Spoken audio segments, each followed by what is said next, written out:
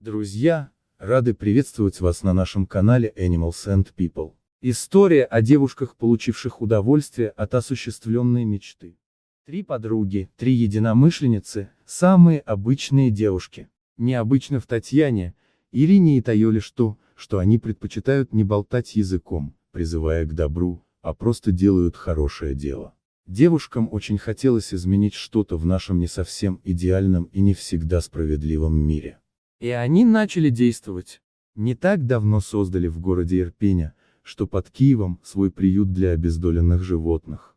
В городском совете им пошли навстречу. Разрешили взять под организацию своего приюта небольшой дом.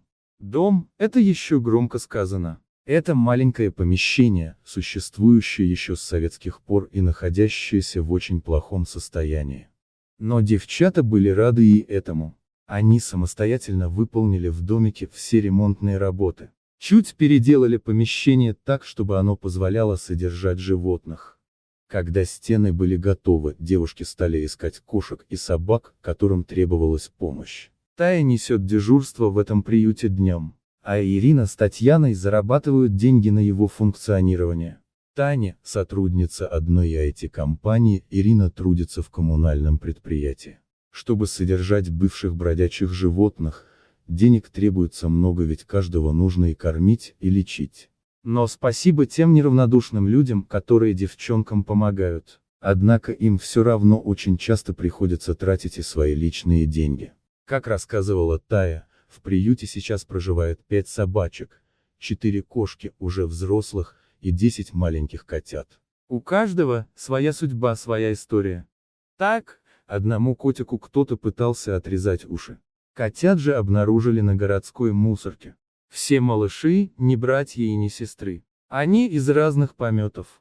В ирпенском мини-приюте может разместиться очень немного кошек и собак, которые по самым разным причинам лишились дома. Но опекунши животных предпринимают все возможное, чтобы хоть как-то расширить эту территорию заботы и любви к братьям нашим меньшим.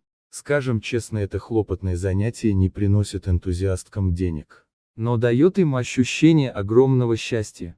Ведь они спасают от гибели живые существа, дают им шанс на нормальную жизнь. Какие же молодцы эти хрупкие внешне, но сильные духом обычные девочки. Из старого полуразрушенного домика сотворили настоящий приют, красивый, уютный. Всем животным сделали прививки. И вовремя. Ибо если заболеет одна собака или кошка, то недуг подхватит все остальные. А такого ни в коем случае нельзя допустить. 3 ровесницы, 3 наши современницы стали прекрасным примером для многих людей в том, что пора не ждать милостей со стороны, не надеяться на богатого дядю, а самим менять жизнь к лучшему.